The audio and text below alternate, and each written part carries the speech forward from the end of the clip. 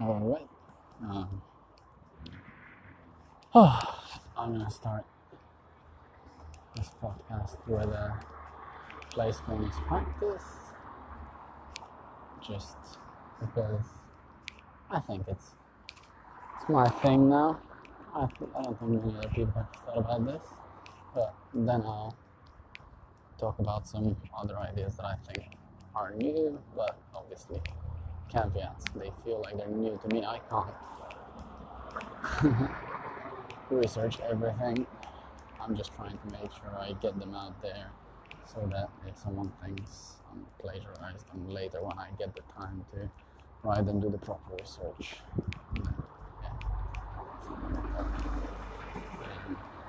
anyone that hasn't checked out the episode that explains what placefulness practice is, I'm trying to mix some of my research into what place is about as experienced from the first person perspective, and some of the meditation practice which I've held for 8 or 9 years, I think. Basically the core idea here is that for most people the barrier that I think to meditation is the fact that they have to sit still while their mind is going all over the place, and ultimately some approaches in meditation practice actually take a direct approach that's more broad, that gets you to try and understand that your experience, there's nothing in it that points to there being a center in the middle, rather than you have a full open experience, and remove the contraction, kind of have that way of full being. And that's very much in line with some of the ways that I know definitely the people that I follow in and around discussions around place and what it means, is how it's part of our identity, but broad. So merging these two worlds together, I'll just do a small combo of showing how walking around the place where I live and just noticing the things that I notice both on the street around me or parts of my body. It just combines both, so it shows the non-duality between inside and outside as a matter of the experience. Right, so just becoming aware of the steps that I'm making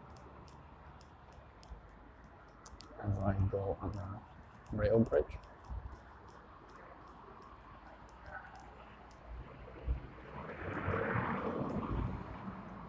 And now being aware of my breath.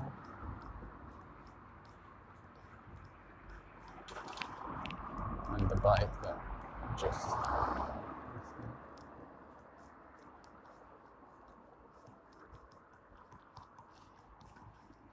and the annoyance of the billboard that has a new brand of a beer that just literally rips off another brand. But this kind of stuff he notices a lot.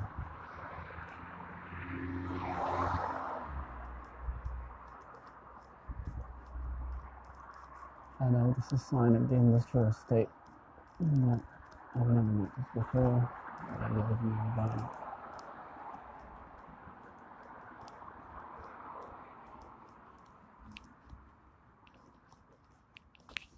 And crossing the street, it's very familiar. I know there's no point in turning around to look if a car is coming. I know they never turn here. So yeah, I find these grounding and a bit trivial though, and a bit wishy-washy and a bit woo-woo, and feels really uncomfortable to do them while recording, but I don't know. I feel like that about a lot of the stuff I record on this podcast. That's the whole point. I've got loads of other places and loads of other jobs that I do where I have to think about something having an end goal or a commercial end or research output. This is just pure new ideas for the fun of it, the love of it. Right, so what should I cover first?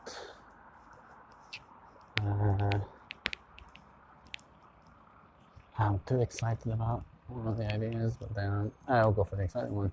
I'm doing this for my own fun. Right, so I've had this idea for a while, but then I double checked it with an engineer, and he thought it was profound as well. So here it goes. So recently there's been this guy from Google saying that a language-based bot has become sentient. I mean, this is so nonsense on so many levels, and like anyone that mistakes language for reality is I'm gonna be polite, but it's out of the cognitive sciences. I don't know. It's like maybe it's an Anglophone thing. I mean, I've learned English. Still, there's so many things that I try to translate and go here, like between languages, and it's not the same. But I can convey it without language. It's not the be-all and end-all, literally. So, even on those grounds, it's a silly claim to make. And then everybody's like, "Oh, but how would we know if something is sentient?" So because they deep inside, the people that are engineers, they also want to do philosophy. Philosophy feels good.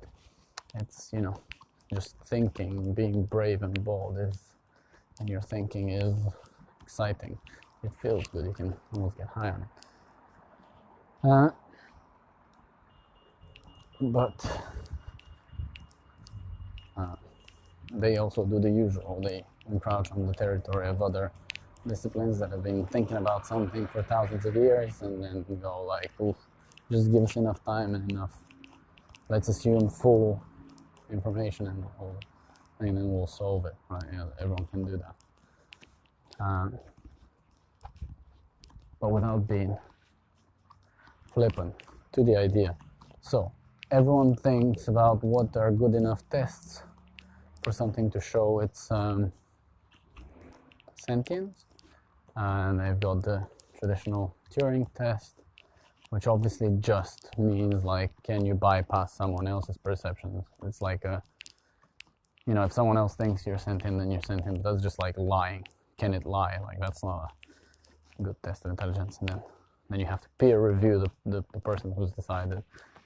It's a shit show. And then also, I think people don't realize, I think that's also an idea that I think many are having, but they should. As soon as these claims start being made, someone will figure out how to legally say that AI is sentient, and then it should have legal rights. When it has legal rights, it's a similar issue like you have with corporations, where once you're a limited company and your limited company is on the Bahamas, it has your money, it doesn't have to pay tax. Same thing with AI. Oh, my AI is going to be on the Bahamas. It doesn't need to pay tax because it's not me. This is going to be a loophole. And then they already tried that with, we don't know what's in the data. Only the AI knows the data, so we're not breaching GDPR. I'm pretty sure that case is being made by certain companies. But that's not the thought that I think is original. I think it would be interesting to ask an AI to prove its, being, if it can show us, if it can meditate. Right? Show us then that you can be aware of awareness itself, of your full being, and then maybe we can have a conversation. It's a different approach. It means not reducing being to rationality, problem solving, mental tools, language, but there is a whole being. So I think that's a new idea. But right, so that's been exciting. But then also I've been doing, continuing to churn away at the PhD research because I'm preparing for a conference in October. I've decided I'm going to drive down. I'm actually traveling with my wife and the dog just to go around France.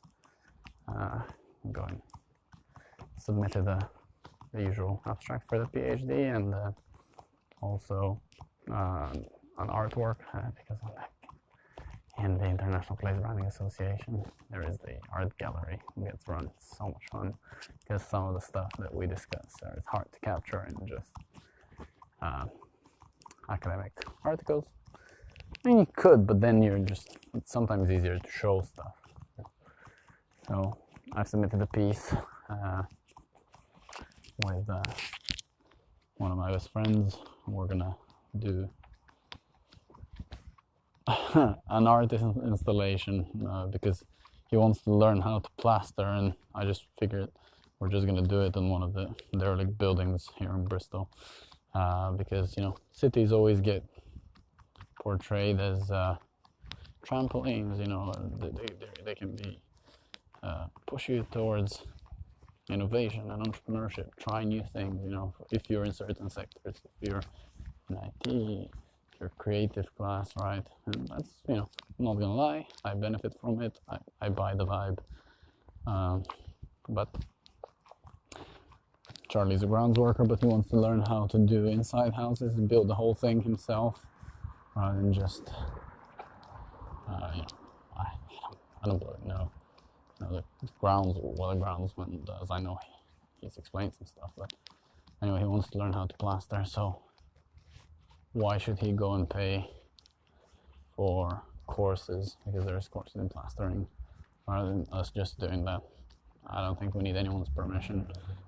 Graffiti artists don't, so in that kind of urban culture fashion, we're just gonna go and do it.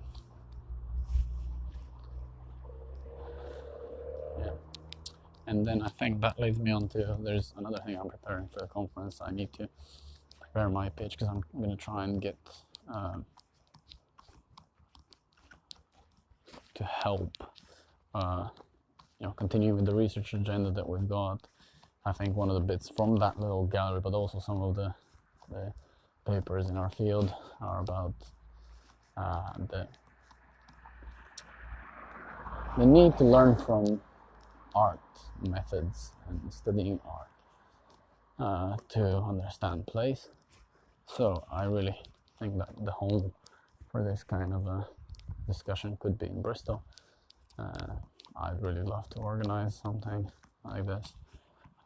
So there is the ideas that float around my head, having discussions, but there's something about urban culture and its maturity and its ability to be in between sciences and the arts. There's something about